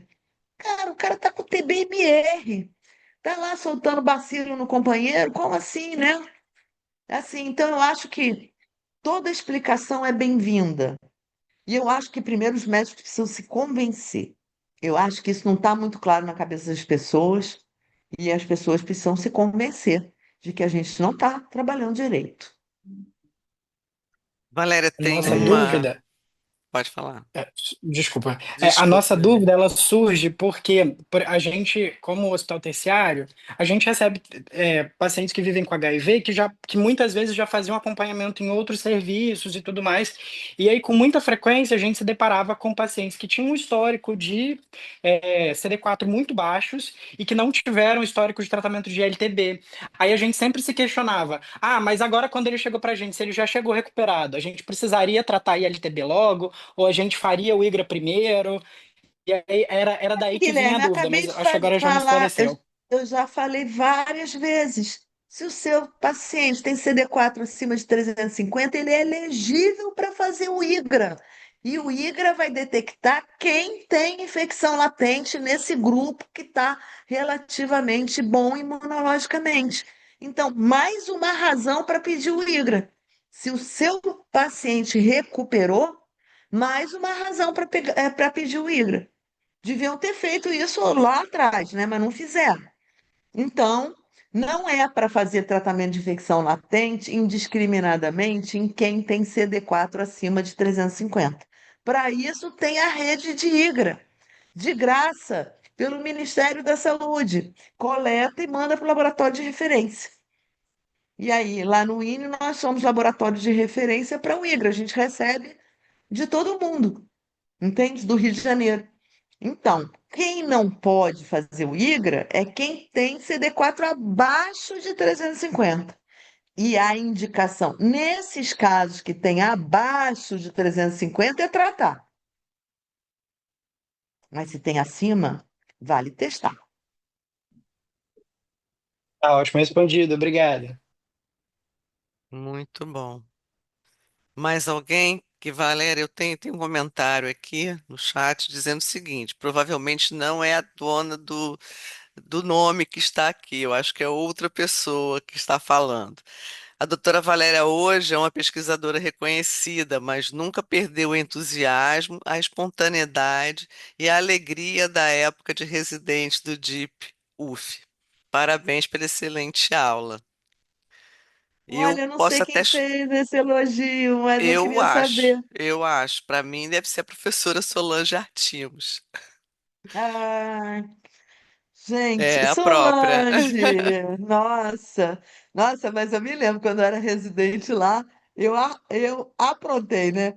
Eu era muito animada mesmo. Aí eu fazia grupo com os internos, discutia os meus pacientes para cima dos outros, sabe? Discutia tudo. Eu sou uma pessoa animada, vocês veem, eu tô com essa idade toda e continuo animada, né, gente? Não sei qual é essa animação que eu arrumo também, não. Mas é É, bom ter animação, cara, né, Solange? Não perdi. eu Muito queria bom. falar rapidinho aqui só para reforçar isso que a Valéria falou, porque acho que a Valéria já está tendo transmissão de pensamento. Quando você falou, eu pensei também, e eu acho que isso é a chave. Eu acho que o médico tem que se convencer que precisa fazer o tratamento da tuberculose latente. O infecto, a gente não poderia nem pensar, né, da gente não estar convencido disso, mas infelizmente a gente sabe que tem colegas que não estão, têm medo. Se você tem medo, se você não está convencido, seu paciente não vai fazer, não vai acreditar. Eu acho que a gente tem que ser um marqueteiro do tratamento da ILTB, entendeu? Tem que falar E não é firme, uma dizer, olha, questão isso de aí fé, né, Marcos?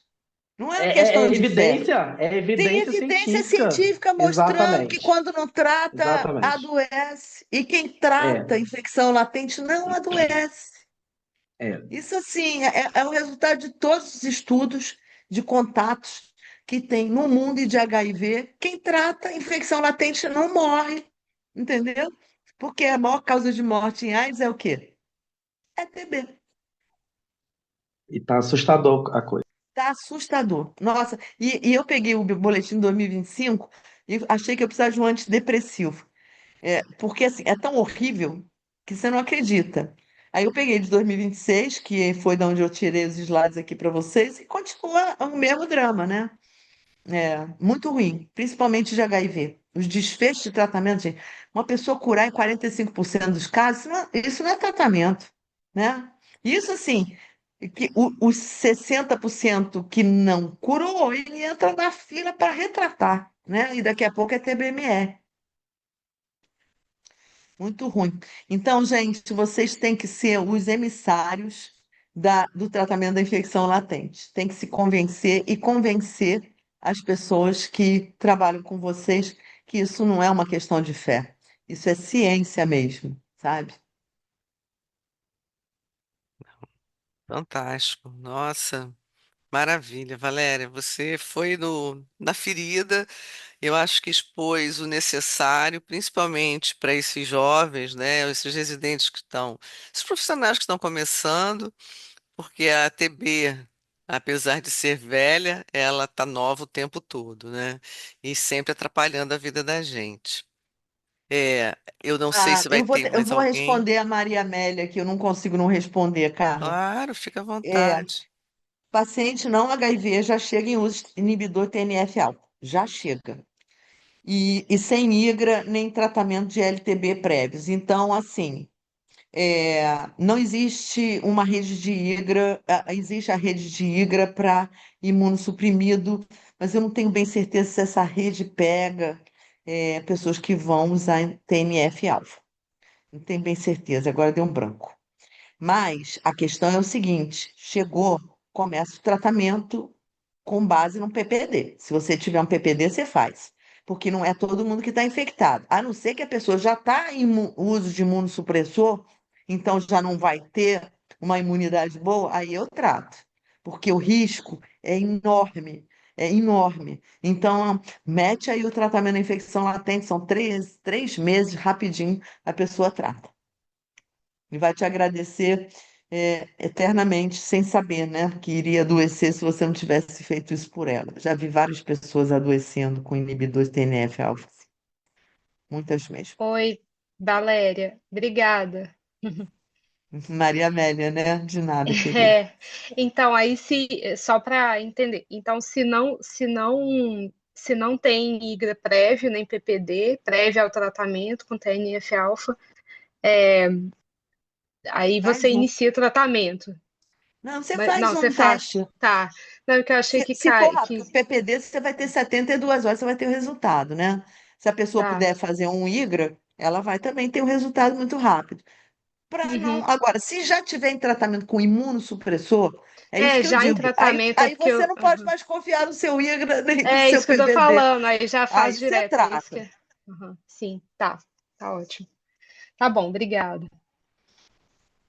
3 meses, gente. Daqui a pouco vai ser só um mês. É incrível, né? Ver, acompanhar essa evolução para quem só tinha isoniazida e rifampicina. Não E é? aí, podemos encerrar, doutora Então Valéria? vamos encerrar? Acho que vamos, né? Então, eu Foi muito bom, gostaria. Carla. Não, eu Muito obrigada adorei. mesmo pelo Nossa, convite. foi Adorei, adorei a plateia maravilhoso, também. Todo mundo muito participativo. com Obrigada. E a aula certeza. vai estar gravada, então, para quem perdeu, Diana, você tem que ver a aula. A Diana é minha Oi, tá parceirona lá do bom. IRI. Vou assistir, Valéria. Estou precisando me atualizar. Obrigada. Então, eu gostaria de É agradecer mais isso. uma vez ao João, ao Luiz Fernando, pela brilhante apresentação do caso clínico e com a moderação no mesmo nível. E Valéria, você foi, ó, você é, na verdade, você é a nossa rainha, nossa estrela, né, da tuberculose aqui no Rio. E é sempre um grande prazer te ouvir, sempre esclarecedora, né, com o jeito mais simples de passar a informação como ela deve ser passada. Então, é uma oportunidade ímpar, né, poder contar com você no nosso clube de infecto. E é isso. Muito É obrigada a isso. Outros todos. clubes virão, né, Carla? Um Isso beijo a todos e mesmo. uma boa noite. Muito Eu Boa obrigado, vou, noite a gente. Boa todos noite. também. eu agradeço a todos.